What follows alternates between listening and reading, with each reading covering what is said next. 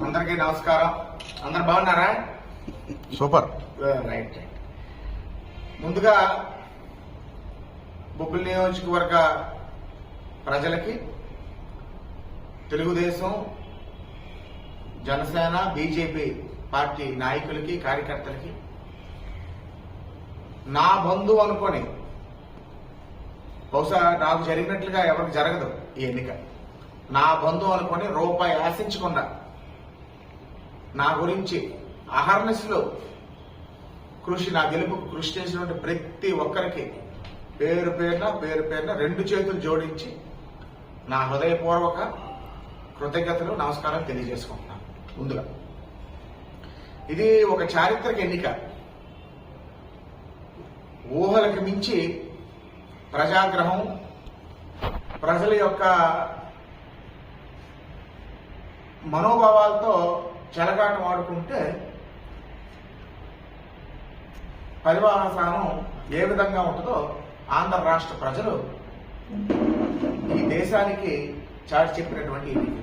ఎందుకంటే పరాజయాలు అందరికీ ఉంటాయి, కానీ మళ్ళీ జీవితంలో రాజకీయాలకు పనికిరారు అని అటువంటి తీర్పు బహుశా ఎక్కడ కూడా మనం చూడము. అదేవిధంగా రాష్ట్ర ప్రజలు ఇవాళ ఇది రాష్ట్ర ప్రజల యొక్క విజయం. ఇది ఒక నియంత్రణ ధోరణితోనే ఈ రాష్ట్ర ప్రజల్ని, రాష్ట్రాన్ని పీడించినటువంటి వైఎస్ఆర్ కాంగ్రెస్ పార్టీ ప్రభుత్వాన్ని శాశ్వతంగా భూస్థాపితం చేసినటువంటి ఎన్నికే ఈ ఎన్నిక. అవాళ దర్బార్ మహల్లో మేమందరం ఒక 15 మంది కూర్చున్నాం. ప్రజావేదిక కూల్చిన రోజు నాకు బాగా జ్ఞాపకం. ఎన్నికలైన నెల రోజుల లోపే అనుకుంటాను. అప్పుడు నేను అన్నాను, ఈ కూల్చడంతో మొదలు పెట్టాడు, ఎట్టి పరిస్థితిలో వచ్చే ఎన్నికల్లో రాణించినట్టే మనవల్లే, మన తెలుగుదేశం నాయకులు చాలా మంది నాతో ఉన్న చదువుతోనే అవహేళన చేశారు. ఆయన 151 సీట్లు వచ్చాయి, ఎక్కడ మనం మళ్ళీ అది ఎప్పుడు మనం కొట్టుకొస్తామంటే చూడండి, ఇటువంటి మనస్తత్వం, ఇటువంటి రాజశేఖర రెడ్డి కొడుకుని వేశాను నేను ఓటు. రాజశేఖర రెడ్డి గారు ఎన్ని డ్రాబ్యాక్స్ ఆయనకు ఉన్నా లేకపోయినా ఇలాంటి విధ్వంసకర బుద్ధి ఆయనకి ఎప్పుడూ లేదు. ఆ ప్రజావేదిక అనేది కొన్ని వేలాది లక్షలాది కుటుంబాలకు ఊరట కల్పించినటువంటి వేదిక. మేము ప్రత్యక్షంగా చూసాం. లక్ష్మణ్ గారు నన్ను అడగండి, మేము చెప్తాం. కొన్ని వేలాది మంది అక్కడ కడుపు భేదాల్లో వచ్చి అన్నం తినేవారు. ఎన్నో సమస్యల్ని వెనక పత్రాలు చంద్రబాబు నాయుడు గారు స్వీకరించేవాడు. రాష్ట్ర అభివృద్ధికి ఎన్నో అభివృద్ధి సంక్షేమ కార్యక్రమాల రివ్యూ మీటింగులతో నా ప్రాజెక్ట్స్ శాంక్షన్ చేయించేవాడు. ఆయనే మరో విధంగా దాన్ని ఉపయోగించుకోవచ్చు, పాలనకి, ప్రజాపాలనకి వినియోగించుకోవచ్చు. ఆయన మెయిన్ ఉపయోగం ఏంటి? అది అక్రమ కట్టడం. అది దాటి ఉన్నటువంటి చంద్రబాబు నాయుడు గారి నివాసాన్ని ముట్టుకోలేదు. అది ఇంకా ఏటౌట్. అక్రమ కట్టడం అంటే చంద్రబాబు గారి నివాసం ముందు అక్రమ కట్టడం. అదేంటంటే విధ్వంసకర సాడిస్టిక్ మెంటాలిటీతో. మీకు తెలుసా, ఈ రోజు కూడా ఆ డెబ్రీస్ అక్కడే ఉంది. అంటే రోజు చంద్రబాబు నాయుడు గారు బయటికి వెళ్ళినప్పుడు ఆ డెబ్రీస్ చూడాలి. అది అంటే ఇటువంటి మనస్తత్వం, ఇటువంటి పోకడ ప్రజా జీవితంలో మంచిగా మన ప్రధానమంత్రి గారు నరేంద్ర మోడీ గారిని ప్రదానం చేసుకోవడానికి ఒక బ్రహ్మాండమైనటువంటి బహుమతిని మన రాష్ట్రం ఒక ముఖ్య పాత్ర పోషించబోతుంది. అది చాలా చాలా సంతోషకరం. ఈ అంతటికీ, ఈ వైభవం అంతటికీ చంద్రబాబు నాయుడు ముఖ్యమంత్రి అవ్వడానికి, నరేంద్ర మోడీ గారు ప్రధానమంత్రి అవ్వడానికి, ఈ రాష్ట్రంలోని జగన్మోహన్ రెడ్డి, పవన్ కళ్యాణ్ గారు ఇవాళ ఈ అలయన్స్ ఇంత వెదజల్లిందన్నా, ఆపోజిషన్ ఓట్ చేరకుండా ఒక స్పష్టమైనటువంటి తీర్పు ఈ ఎన్డీఏ అలయన్స్ కూటమి అవ్వడానికి ముఖ్యమైనటువంటి కారణం పవన్ కళ్యాణ్ గారు. నేను ఎప్పుడు కూడా ముందు నుంచి చెప్తున్నాను, ఇప్పటికీ చెప్తున్నాను. నిజంగా పవన్ కళ్యాణ్ గారి యొక్క త్యాగం, రాజకీయ త్యాగం, ఇవన్నీ కూడాను, ఆ వినయం, ఇవన్నీ కూడాను ఈ రాష్ట్ర ప్రజలకి చిరస్మరణీయమని మీకు అందరికీ కూడా తెలియజేసుకుంటున్నాను. ముఖ్యంగా రెండే రెండు విషయాలు చెప్పి నా తర్వాత లక్ష్మణరెడ్డి గారు మాట్లాడతారు. తెలుగుదేశం పార్టీ నాయకులు, కార్యకర్తలు, అదేవిధంగా బీజేపీ పార్టీ నాయకులు, కార్యకర్తలు, జనసేన పార్టీ నాయకులు, కార్యకర్తలు అందరూ కూడా ఈ 5 సంవత్సరాలు ఎంతో ఓర్పు సహనంతో ప్రతి ఒక్కరు కూడా ఒక బొబ్బిలి పుల్లాగా గర్జించి పార్టీని నిలబెట్టి మాకు దోహదపడ్డారు. దయచేసి ఎవరు కూడా ఈ అభినందన సభలు, సన్మానాలు దయచేసి ఏ గ్రామాల్లో కూడా, ఏ వార్డులో కూడా దయచేసి ఏర్పాటు చేయకండి.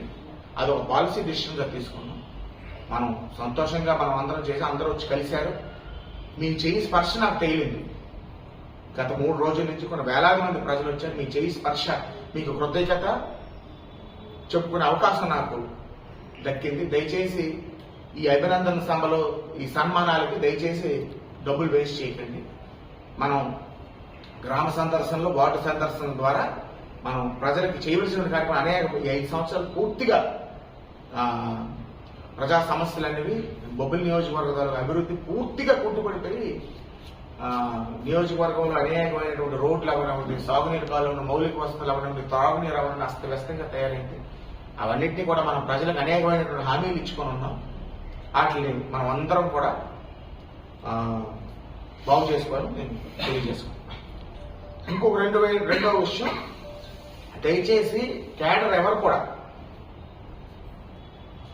నా పిఏ విషయంలో అవనివ్వండి, అధికారుల విషయంలో అవనివ్వండి, గ్రూపుల కింద విడిపోయి దయచేసి ఎవరు కూడా పైరువేలు చేయకండి. అంటే పైరువేలు అంటే లాబింగ్ చేయకండి. ఈ అధికారిని ఇక్కడ తిండి, ఆ అధికారిని ఇక్కడ తిండి. మాకు ఇక్కడ నాకో, లక్ష్మణరెడ్డి గారికో, ఈ వేదికలంతా ఎవరికో వ్యక్తిగత ఎజెండాలు ఉండవు. మాకందరికీ ఒకటే ఎజెండా ఉంటుంది. మీకు రేపు మన క్యాడర్కి, మన ప్రజలకి ఎవరు అత్యున్నత సేవలు అందించగలరో వాళ్ళే అధికారులుగా కానీ, వ్యక్తిగత సహాయకులుగా కానీ స్టాఫ్. ఎందుకంటే నేను లేనప్పుడు జవాబుదారీతనం ఉండాలి. అదేవిధంగా నియోజకవర్గంలో మంచి అధికారులు ఉండాలి.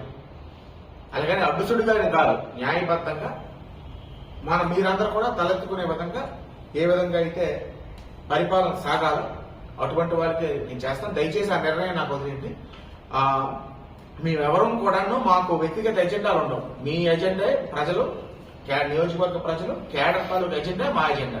కాబట్టి మీకందరికీ ఎవరు మంచి చేయగలరో, ఎవరు మంచి సేవలు అందించగలరో వాళ్ళకే మేము మీకు అందుబాటులో ఉంచుతామని, అధికారులు అలాంటి వాళ్ళే వస్తారని, క్లీన్ రికార్డు, కరప్షన్ లేనటువంటి వాళ్ళు అందరూ కూడా వస్తారని మీకు అందరికీ కూడా తెలియజేసుకుంటూ, ఈ 2 విషయాల క్యాడర్ ముఖ్యంగా గుర్తుంచుకోవాలని, 3 పార్టీల క్యాడర్ గుర్తుంచుకోవాలని నేను తెలియజేసుకుంటూ, ఇప్పుడు నా సోదర సమాలు మాజీ శాసనసభ్యులు తెట్ల లక్ష్మణరెడ్డి గారు అంటే ఒక ఓటమి ఒక మనిషికి 100 పాఠాలు నేర్పించాలి.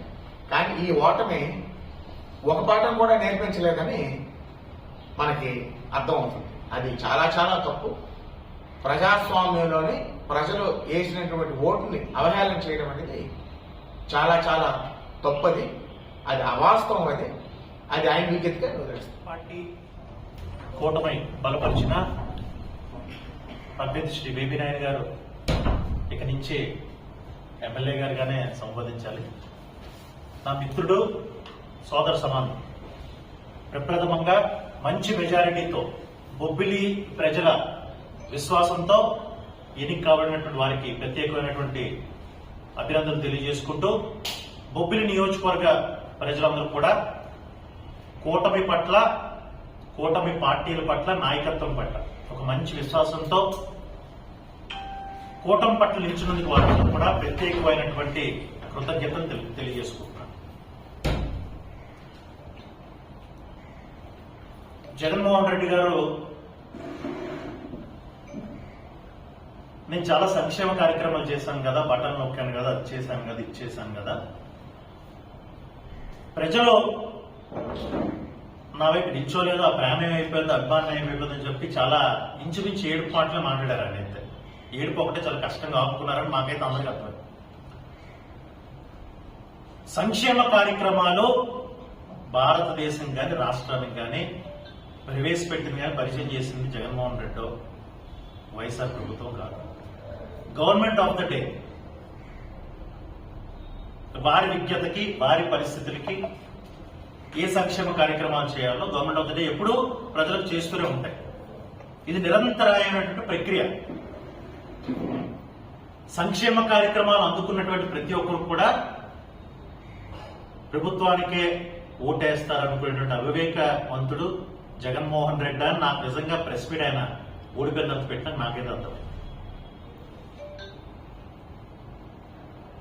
ప్రజాస్వామ్యం ద్వారా ఎన్నుకోబడి ప్రజాస్వామ్యాన్నే అపహాస్యం చేసి అవహేళన చేసినటువంటి ఏ రాజకీయ పార్టీకైనా, ఏ రాజకీయ నాయకుడికైనా ఇప్పుడు జగన్మోహన్ రెడ్డికి వైఎస్ఆర్ ప్రభుత్వానికి పట్టిన గద్దే పడుతుంది. ఏ ఒక్కరు కూడా అతీతులు కారనేటువంటి విషయాన్ని ఆంధ్ర రాష్ట్ర ప్రజలు కంఠాపదంగా తెలియజేశారు.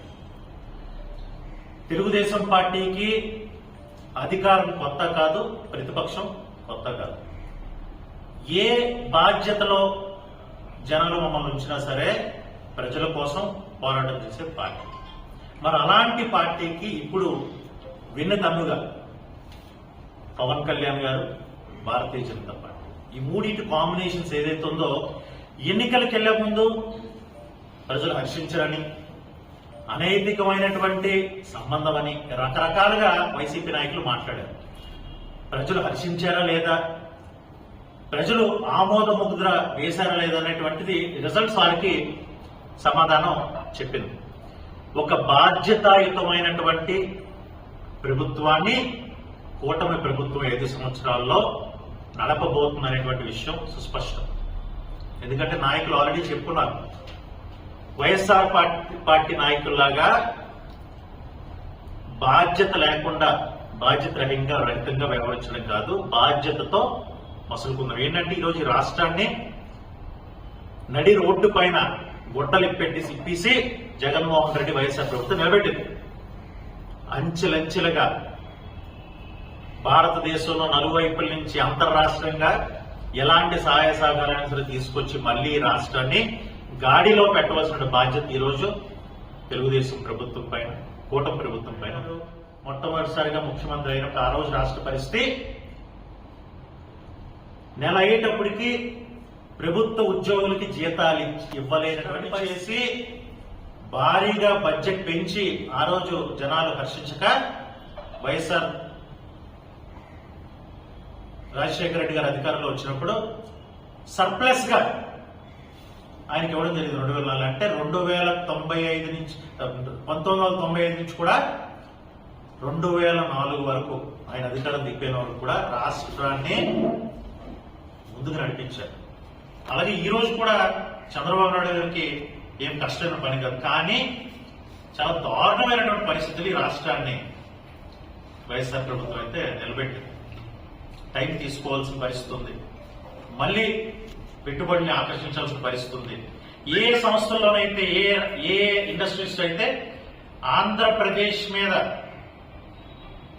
నమ్మకాన్ని కోల్పోయారు, మళ్ళీ వాళ్ళందరినీ కూడా సెటరేట్ చేసుకోవాల్సినటువంటి చాలా పెద్ద పనే చంద్రబాబు నాయుడు ఉంది.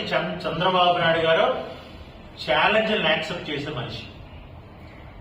ఎవరైనా సరే క్రైసిస్ వస్తే ఏం చేయాలో తెలియక అందరూ కూడా ఉడికిపోతాం. క్రైసిస్ లోనే ఆయన మైండ్ చాలా బాగా పనిచేస్తుంది. అలాంటి ముఖ్యమంత్రి మళ్ళీ మనకు వస్తారు తప్పనిసరిగా. మరి బీజేపీ సపోర్ట్ సెంట్రల్ నుంచి కూడా సంపూర్ణంగా ఉంటుందనే మేమైతే భావిస్తున్నాం. ఎందుకంటే మోడీ గారికి కూడా మన పరిస్థితి బాగా తెలుసు. పవన్ కళ్యాణ్ గారు త్యాగానికి ప్రతిరూపమై ఇబ్బంది అవుతుంది, సీట్ ఇవ్వలేకపోతాడు, ఓకే మళ్ళీ తీసుకోండి, ఎవరికి వస్తుంది, మీరు ఏ విధంచుకున్నారు అవే అని చెప్పడమే కాకుండా ఇచ్చినటువంటి ప్రతి సీట్లో కూడా 100% సక్సెస్ ని చేసి చూపించారు. అంటే రాష్ట్ర ప్రజలకి ఆయన పట్ల మంచి నమ్మకం ఉంది, ఆయనతో నడిచినటువంటి వాళ్ళందరిపైన కూడా మంచి నమ్మకం ఉంది. కాబట్టి ఈ కూటమి తాలూకా మనుగడ రాష్ట్ర ప్రజలు కోరుకుంటున్నారు.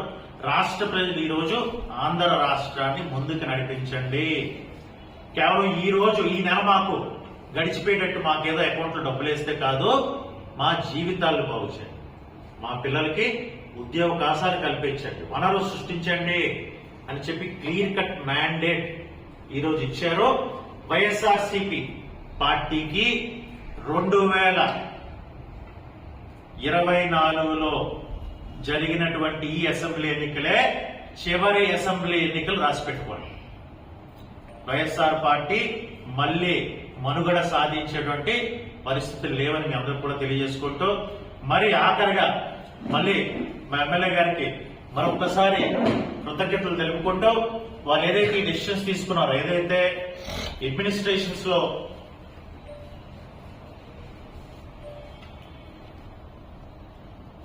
జోక్యం గాని అదే రకంగా పైరవీలు గాని చేయొద్దని చెప్పి ఒక మంచి మాట ఈరోజు ఆయన నోట్లోంచి వెలువడింది. చక్కగా బ్యాలెన్స్ చేసుకొని ఈ కార్యక్రమానికి ఈ 5 సంవత్సరాల్లో ఒక మంచి శాసనసభ్యులుగా ఆయన పేరు తెచ్చుకోవాలని, అదే రకంగా రాష్ట్రంలో కూడా మంచి శాసనసభ్యులుగా ఆయన పేరు తెచ్చుకోవాలని మనస్ఫూర్తిగా నేను ఆయనకి అభినందనలు తెలియజేస్తాను. Thank you. అందరికీ నమస్కారం అండి. ఈరోజు భారతీయ జనతా పార్టీ, తెలుగుదేశం, జనసేన కూటమి అభ్యర్థిగా బొబ్బిలి చరిత్రలో ఇంతవరకు ఎవరు ఎంత మెజార్టీతో గెలవలేదు. అంతటి మెజార్టీ ఇచ్చినటువంటి బొబ్బిలి నియోజకవర్గ ప్రజలందరికీ కూడా శిరస్సు వచ్చి కృతజ్ఞత అభినందనలు తెలియజేసుకుంటున్నాను. అదేవిధంగా అంటే కలిసి ఉంటే కలదు సుఖం అనే దానికి ఇది ప్రత్యేకమైనటువంటి సందర్భం. అందరము యూనిటీగా ఉన్నప్పుడు మాత్రమే ఇలాంటి విజయాలు సొంతమవుతున్నటువంటి పరిస్థితుల్లో మనం చూస్తాము. అయితే ఇలాంటి పరిస్థితుల్లో అంటే ప్రజలు చాలా ఎక్కువ నమ్మకంతో ప్రభుత్వాన్ని మ్యాండేట్ ఇచ్చినప్పుడు దాన్ని నిలబెట్టుకోలేనప్పుడు తిరుగుబాటు కూడా ఎలాగే ఉంటుంది అన్నట్టు ఇది ఒక ఉదాహరణ ఉంది. అంతకుముందు ఏదైతే వైఎస్ఆర్సీపీకి 150 ఓట్లు ఇచ్చి ఆ ప్రభుత్వం మీద ఎంతో నమ్మకం పెట్టుకున్నారో ఆ నమ్మకాన్ని అమలు చేసేటప్పుడు ప్రజలు తిరుగుబాటు కూడా అలాగే ఉంటాయి. కాబట్టి మనకు అధికారం వచ్చినట్టే జగన్మోహన్ రెడ్డి దగ్గర ప్రతీకార రాజకీయాలు చేయకుండా మనం అభివృద్ధి మీద నాయకులకు చెప్పిన ఎమ్మెల్యేగా చెప్పినట్టుగా ఓన్లీ అభివృద్ధి మీద మనం దృష్టి పెడితే ప్రజల నమ్మకం ఎప్పుడు కూడా నిలబెట్టుకున్నాం అవుతుంది. ఎవరో ఏదో అన్నారని దానిపై పని ఉండదు. వాళ్ళు ఏదో విమర్శలు చేస్తారు. ఆ విమర్శలన్నిటికీ కౌంటర్ తీసుకోవడం మన మైండ్ అటువైపు ఏమో కాకుండా ఓన్లీ అభివృద్ధి బొబ్బిలి నియోజకవర్గం అభివృద్ధి మనకు తెలిసి ఇక్కడ సమస్యలు ఏంటో ఆ సమస్యల మీద చెప్తుంటారు అనమాట. మీరు ఎలా దూరుకోవాలి, వాళ్ళు ఎలా దూరుకోవాలి, మీకు ఇక్కడ తక్కువైంది అంటే ఉదాహరణ చెప్తాను. నేను ఏదో ఇది ఇచ్చారు పేపర్ స్టేట్మెంట్ కాదు, ఏదో ఫోటో అందులో బీజేపీ వద్ద లేదు, జనసేన వద్ద లేదు. ఇవి ఇలాంటికి ముఖ్యంగా భారతీయ జనతా పార్టీ, జనసేన ఈ కార్యకర్తలు, తెలుగుదేశం కార్యకర్తలందరూ గుర్తుపెట్టుకోవాల్సింది ఏంటంటే అభివృద్ధి గురించి ఏమైనా సలహాలు ఇలాంటివి ఇవ్వండి. అంతేగాని ఇలాంటి విషయాల మీద దృష్టి పెట్టొద్దని, అలాంటి భేదాభిప్రాయాలు ఏమి ఉండవద్దని ఈ సందర్భంగా నేను తెలియజేస్తున్నాను. అన్నిటికంటే ఇప్పుడు ముఖ్యంగా నేను తెలియజేస్తుంది ఏంటంటే ఆంధ్ర రాష్ట్రంలో నిరసన వ్యక్తం చేసిన మొట్టమొదటి వ్యక్తిలో నాకు ఐడియా లేదు. అంటే ఒక వైఎస్ఆర్సీపీ పార్టీలో కౌన్సిలర్గా ఉండి రాజీనామా చేసినటువంటి వ్యక్తి నేను. గడప గడపకి మన ప్రభుత్వం తెచ్చినప్పుడు మీకు రఘురామకృష్ణరాజు గారికి ఏం చేశారని గడప గడపకి వెళ్తారో నాకు సిగ్గేస్తుంది. వెళ్ళడానికి ఎక్కడ మేము ఇచ్చిన వాగ్దానం ఒకటి ఏమర్చకుండా మీరు గడప గడపకి వెళ్ళమంటే గడప గడపకి వెళ్తే తిరిగి కొడతారు మాకు. కానీ ఇప్పుడు 2 సంవత్సరం 3 సంవత్సరాల కిందట నేను చెప్పాను. అంటే మొట్టమొదటి వ్యక్తి అనమాట ప్రభుత్వంలో తిరుగుబాటు చేసే వ్యక్తిని. అంటే నేను ఒక కౌన్సిలర్ అవ్వచ్చు, కానీ అప్పటికే నేను గ్రహించాను ఈ ప్రభుత్వము కరెక్ట్ వేలో జరగడం లేదు, ఇది కరెక్ట్ కాదు అని గ్రహించి ఆ రోజు నేను రాజీనామా చేసి అప్పుడు కూడా చెప్పారు చాలా మంది రకరకాల ఏం చెప్పినా కూడా నేను భారతీయ జనతా పార్టీ ఇంట్రెస్ట్ ఉంది కాబట్టి పదవులు అనేది నాకు వ్యామోహం లేదు. ముఖ్యంగా మన ఎమ్మెల్యే కూడా గుర్తుపెడుతుంది, పదవుల మీద వ్యామోహం కాదు నాకు. అక్కడ కూడా జరిగింది పదవి మీద వ్యామోహంతో నేను బయటికి రాలేదు. పదవి మీద వ్యామోహం వస్తే ఆ రోజు మీ దగ్గరికి వచ్చి నేను ఎక్కడ జాయిన్ అయ్యి ఏదో చేసేవాడిని. ఓకే, నాకు పార్టీ అంటే దేశం కోసం ఒక పార్టీ ఉంది. ఆ పార్టీలో మనం 0 నుంచి మనమే కష్టపడదాం ఉద్దేశంతో భారతీయ జనతా పార్టీలో చేరడం జరిగింది. నా వంతు నాకు ఎంత అవకాశం ఉంటే అంత నేను చేయగలిగాను. అలాగే నాయనగారితో కూటమి ఏర్పడిన కూడా మా మనస్ఫూర్తిగా అయితే అక్కడ ఖర్చు పెట్టిన డబ్బులు అయితే ఖర్చు పెట్టలేదు. అదే నా బాధ అంతా. అదే మనస్ఫూర్తిగా చేసిన పని మనస్ఫూర్తిగా చేసి అయితే అందరూ అంచనాలకు మించిపోయి ఇప్పుడు ఎవరు చేసే వెళ్ళడానికి కూడా అందరూ అంచనాలు మించిపోయి ఈ పందాలు వేయడానికి మమ్మల్ని సంప్రదించడం మేము అంత 20 దాకా అంతేనే ఎవరు వేయొద్దని చెప్పారు. 15-20 మధ్యనే ఉంటుంది, అంత మించైతే పందాలు కాయొద్దని. అలాంటిది ఎవరు అంచనాలు అందుకోలేదు. కాబట్టి వీటిని దృష్టిలో పెట్టుకుని మన పరిపాలన ఉండాలని నాయనగారు చాలా మంచి, దాని గురించి మనం ప్రత్యేకంగా చెప్పాల్సిన అవసరం లేదు. కార్యకర్తలు ప్రతీకారమైనటువంటి ఎక్కడ ఎవరో ఏదో అన్నారు కొన్ని వచ్చాయి అనమాట. అలాంటివి బాగుందని చెప్తూ అలాగే మా అందరి సహకారం, మా సహకారం మీ సహకారం అంటే ఏదైనా మంచి చేయడానికి వచ్చేటప్పుడు మాత్రం ఖచ్చితంగా మా తనకి ఇది తీసుకొని అందరూ కలిసికట్టుగా ప్రజల్లోకి వెళ్ళాలనేది నా అభిప్రాయం. కాబట్టి మరింత ఈ బొబ్బిలి నియోజకవర్గంలో మరింత అంటే ఎక్కడ రాష్ట్రంలో అంటే మీకు అందరూ అందుబాటులో ఉన్నారు. ఇక్కడ ఎవరు కూడా మనస్ఫూర్తిగా అందరూ పనిచేస్తున్నారు. కాబట్టి అదేవిధంగా మీరు నడిపించాలని కోరుకుంటూ ఈ అవకాశం ఇచ్చినందుకు మీకు ప్రజలు మీతో చెప్తారు కదా, మాకు చెప్తారు. అందరికీ నమస్కారం. Telugu Desam party, Janasena party, Bharatiya Janata party కూటమిగా ఏర్పడిన తర్వాత పవన్ కళ్యాణ్ గారు ఏదైతే నమ్మకంతో ఈ పొత్తులో వెళ్తే తప్పనిసరిగా జగన్మోహన్ రెడ్డి అనే ఒక విధ్వంసకర ముఖ్యమంత్రిని, అలాగే వాళ్ళ తన పార్టీని, వాళ్ళ అధికారాన్ని, మదాన్ని దించవచ్చు అని చెప్పి ఏదైతే విశ్వాసంతో ఆయన నమ్మారో, ప్రజలు అంతకన్నా ఎక్కువ విశ్వాసంతో ఈరోజు అద్భుతమైన మ్యాండేట్ ఇచ్చి కూటమి ప్రభుత్వం ఏర్పడేటట్టుగా ప్రజలు ఆశీర్వదించారు. ముందుగా ఆంధ్రప్రదేశ్ రాష్ట్ర ప్రజలందరికీ కూడా పేరు పేరున ధన్యవాదాలు తెలియజేసుకుంటూ, ముఖ్యంగా మన బొబ్బిలి నియోజకవర్గం మన ప్రీతం నాయకులు కూటమి అభ్యర్థి శ్రీ బేబీనాయుడు గారి అఖండమైన మెజార్టీతో ప్రజలందరూ కూడా ఎంతో విశ్వాసంతో, ఆయన మీద ఉన్న వ్యక్తిగత అభిమానంతో, అలాగే జనసేన పార్టీ, భారతీయ జనతా పార్టీ కృషితో ఇంత అద్భుతమైన మెజార్టీ ఇచ్చారు. బొబ్బిలి నియోజకవర్గ ప్రజలందరికీ కూడా పేరు పేరున ధన్యవాదాలు తెలియజేసుకుంటున్నాం. పవన్ కళ్యాణ్ గారు పొత్తు ప్రకటించిన దగ్గర నుంచి ఒక మాట చెప్తా వచ్చారు. వైనాట్ 175 కాదు జగన్, నీ చెత్త పరిపాలనకి 151 వచ్చాయి కదా, ఆ ఒకటి తీసేస్తే 15 వస్తాయన్నారు. ప్రజలు దాన్ని చాలా సీరియస్ గా తీసుకొని ఆ ఒకటికి బదులు మధ్యలో ఉన్న 5ని తీసేసి 11 ఇచ్చారు. సో ఈ మ్యాండేట్ ని అర్థం చేసుకోకుండా ఈరోజు బేదేడుపు నడుస్తున్నాడు జగన్మోహన్ రెడ్డి.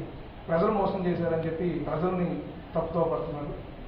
ఇది కూటమి తరఫు నుంచి మేము నిజంగా జగన్మోహన్ రెడ్డి మీద సానుభూతి తెలియజేస్తున్నాం. ఇది వాళ్ళ పార్టీ కానీ వాళ్ళ పరిపాలన కానీ ఇది ఒక మ్యాండేట్ అని చెప్పి అర్థం చేసుకోవాలని చెప్పి చెప్తున్నాం. జనసేన పార్టీ తరఫున నాయన్ గారి సమక్షంలో చాలాసార్లు పలు సందర్భాల్లో బొబ్బిలి నియోజకవర్గంలో ఎక్కడ మీటింగ్ జరిగిందని మేము చెప్పాం. జనసేన పార్టీ ఎప్పుడు కూడా భారం కాదు, బాధ్యతతో వ్యవహరిస్తుందని చెప్పి అదే బాధ్యతతో ఈ అద్భుతమైన అవకాశం ప్రజలు ఇచ్చారు. ఈ అవకాశాన్ని బేబీనాయుడు గారు ఇప్పుడే కొన్ని మాటలు చెప్పారు అడ్మినిస్ట్రేషన్ పరంగా. ఇదే స్ఫూర్తితో ఇదే ఆదర్శవంతమైన పరిపాలనని బొబ్బిలి నియోజకవర్గానికి అందిస్తారని, బొబ్బిలి నియోజకవర్గానికి పరిమితం కాకుండా చుట్టుపక్కల నియోజకవర్గాలు మన మీద ఆధారపడి ఉన్నాయి. కాబట్టి మన ప్రాంత అభివృద్ధి కోసం బేబీనాయుడు గారు వేసే ప్రతి అడుగులో కూడా మా తాలూకా సహాయ సహకారాలు, ఆయన అడుగులో మేము కూడా భాగస్వామ్యం అవుతామని చెప్పి తెలియజేసుకుంటూ నాకు ఈ అవకాశం ఇచ్చినటువంటి పెద్దలందరికీ ముందుగా మా అన్న బేబీనాయుడు గారికి శుభాభినందనలు. ఆయన ఎమ్మెల్యే గెలవాలని నేను ఈ రోజు కాదు 6 సంవత్సరాల క్రితం మొట్టమొదటి వ్యక్తి నేను. కనుక ఈ రోజు ఎంత భారీ మెజారిటీతో మన నియోజకవర్గ ప్రజలందరూ ఆయన గెలిపించినందుకు నాకు చాలా ఆనందంగా ఉంది. ఇక వైఎస్ఆర్సీపీ పార్టీ గురించి మాట్లాడాల్సి వస్తే, అది 2019 ఎలక్షన్ గెలిచిన 6 నెలల నుంచే నెగిటివిటీని మూటగట్టుకున్న పార్టీ అది. సో దాని ఓటం అనేది ఆ రోజే డిసైడ్ అయింది. ఇన్నాళ్ళు ప్రజలు ఈ అవకాశం కోసం ఎదురు చూశారు అంతే. సో అదొక ముగిసిపోయిన అధ్యాయం. ఇక దాని గురించి మనం మాట్లాడే పని కూడా లేదు. సో ఇక మన కూటమి నాయకులకి, కార్యకర్తలకి అందరికీ నేను మనం చేసుకున్నది ఏంటంటే, మనందరం పవన్ కళ్యాణ్ గారి త్యాగాన్ని అర్థం చేసుకోవాలి. చంద్రబాబు నాయుడు గారి కష్టాన్ని, నరేంద్ర మోడీ గారి కార్యదక్షతను అర్థం చేసుకుని అందరం కలిసి ప్రజాక్షేత్రంలో నిత్య ప్రజల కోసం ఇక నుంచి మంచి చేసే విధంగా మనం అందరం కలిపి కృషి చేయాలి. మనలో ఎటువంటి భేదభావాలు ఏవి లేకుండా అందరం కలిసి ముందుకెళ్లాలని నేను కోరుకుంటున్నాను. అలాగే